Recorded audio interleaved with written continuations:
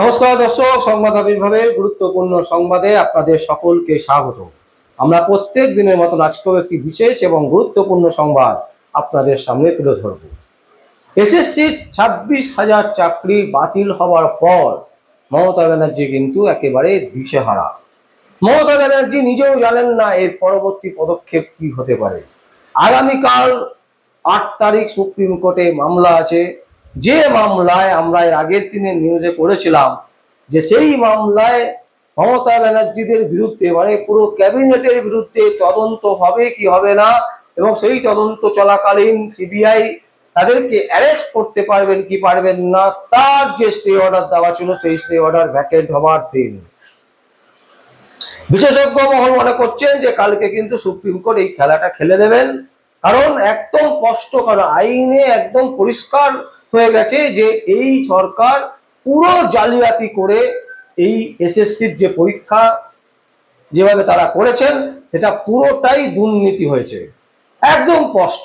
সুতরাং দুর্নীতি কারা করেছেন, কারা এর মাথা, তাদেরকে ধরতে হবে। এই প্রশ্ন সাধারণ মানুষ তুলবে সুপ্রিম কোর্টের বিরুদ্ধে যদি সুপ্রিম কোর্ট অন্য কোনো রায় দেওয়ার চেষ্টা করে বা অন্য কিছু করার চেষ্টা করে।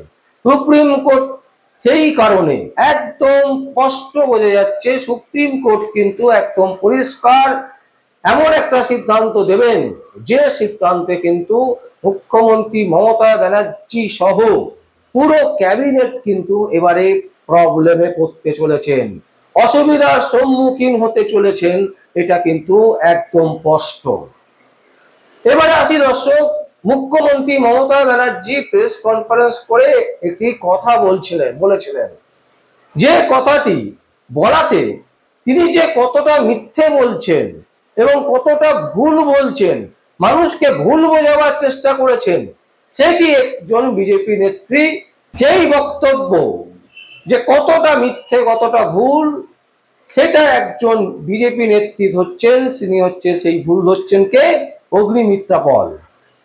একদম পরিষ্কার ভাবে তিনি সেই ভুলটা ধরছেন এবং ধরে তিনি আইডেন্টিটি করে দিয়েছেন যে দেখুন মমতা ব্যানার্জি কিভাবে আবার মানুষকে বোকা বানাবার চেষ্টা করছেন।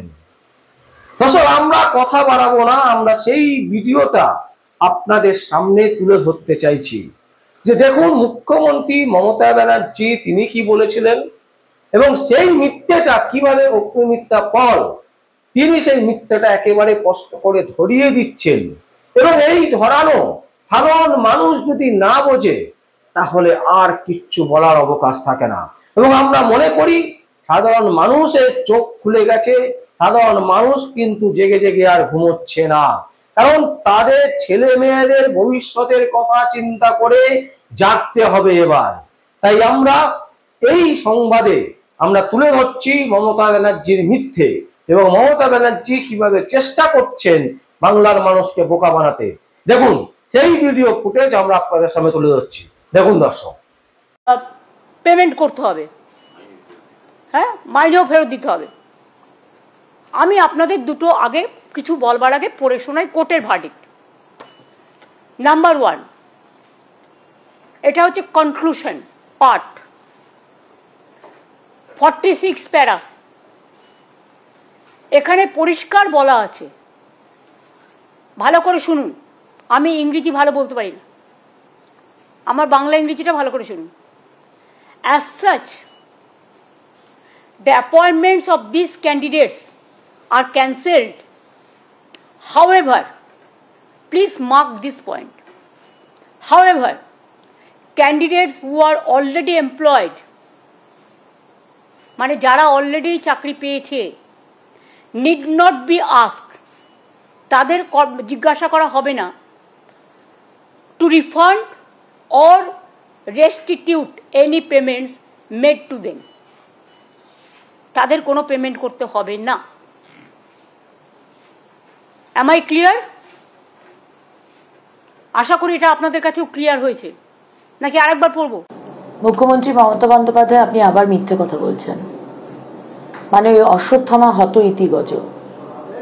আপনি কালকে নবান্নের 14 তলা থেকে যে প্রেস কনফারেন্সটি করলেন, আজকে 26,000 আমাদের পশ্চিমবঙ্গের ছেলেমেয়ের চাকরি চলে গেল, আপনি বললেন যে as such the appointments of these candidates are cancelled, যেটা আদালত বলছে।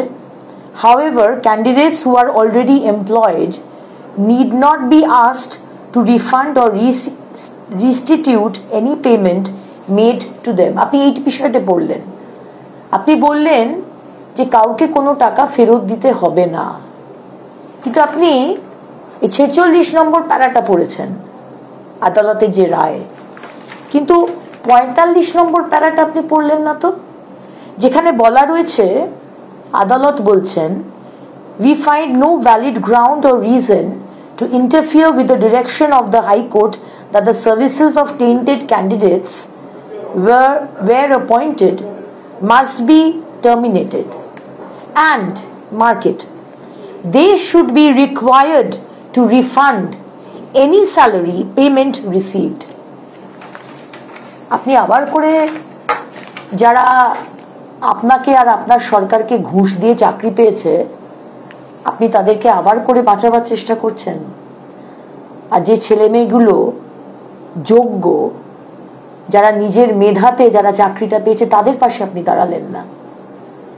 আজকে যারা টেন্টেড, যারা মার্কড হয়েছে, যারা চুরি করে ঘুষ দিয়ে চাকরি পেয়েছে তাদেরকে সমস্ত স্যালারির টাকা ফেরত দিতে হবে, এবং হাইকোর্টের ডিভিশন বেঞ্চের যে রায় সেখানে 12% সুদ দিয়ে টাকাটা ফেরত দিতে হবে।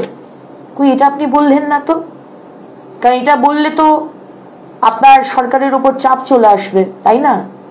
যারা আপনার নেতা মন্ত্রী তাদেরকে যে ঘুষের টাকা দিয়ে চাকরিগুলো পেয়েছিল আজকে তো তারা আপনার নেতা মন্ত্রী আর আপনার বাড়ি ঘেরাও করবে, হরিশ চ্যাটার্জি স্ট্রিট আর হরিশ মুখার্জি স্ট্রিটে লাইন লেগে যাবে।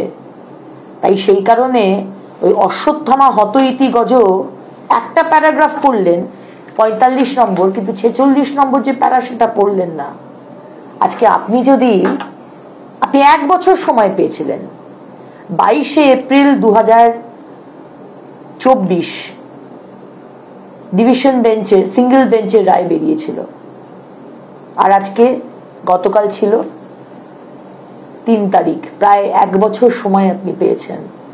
আপনি যদি যারা দুর্নীতি করে যারা চাকরি পেয়েছে আর যারা যোগ্য দুটোকে যদি আপনি আলাদা করে দিতেন আজকে তাহলে যারা যোগ্য, যারা মেধার জন্য চাকরি পেয়েছে আজকে তাদের চাকরিটা যেত না। এর পুরো দায় মুখ্যমন্ত্রী আপনার, আপনাকে অ্যারেস্ট করা হোক, আপনাকে শাস্তি পেতে হবে। আপনি যেভাবে পশ্চিমবঙ্গের ছেলে মেয়েদের ভবিষ্যৎকে শেষ করে দিয়েছেন আপনাকে কিন্তু তার শাস্তি পেতেই হবে, এবং বাংলার মানুষ they will ensure, Chief Minister, that you are punished. দর্শক দেখলেন আপনারা, এরপর আর কি বলার থাকতে পারে। একজন মুখ্যমন্ত্রী মমতা ব্যানার্জি তিনি তাদের হয়ে লড়াই করছেন যারা দুর্নীতি করে, যারা টাকার বিনিময়ে চাকরি পেয়েছেন। কারণ কি? তাদেরকে বাঁচাতে চাইছেন, তার কারণ হচ্ছে তিনি নিজে বাঁচতে চাইছেন আর বাঁচাতে চাইছেন তার পুরো মন্ত্রিসভার ক্যাবিনেটকে, যারা টাকার বিনিময়ে চাকরি দিয়েছেন। একদম স্পষ্ট তাদের হয়ে লড়াই করার চেষ্টা করছেন মুখ্যমন্ত্রী মমতা ব্যানার্জি। আর সেই জায়গাটা মানুষকে যে বোকা বানানো, মানুষকে যে ভুল বোঝানোর যে কৌশল, সেই কৌশলকেই তুলে ধরলেন বিশিষ্ট নেত্রী অগ্নিমিত্রা পল। আমরা সেই ফুটেজ আপনাদের সামনে তুলে ধরলাম। দর্শক, বোঝা না বোঝা সম্পূর্ণ আপনাদের উপর, আপনারা যেটা ভালো মনে করবেন, যেটা বুঝেছেন সেটা নিয়ে অবশ্যই আমাদের কমেন্ট বক্সে কমেন্ট করবেন। আর দেখতে থাকুন পরবর্তী সংবাদ আবির্ভাবে। আমার নাম বিশ্বজিৎ পাল, সংবাদ আবির্ভাবের জন্য।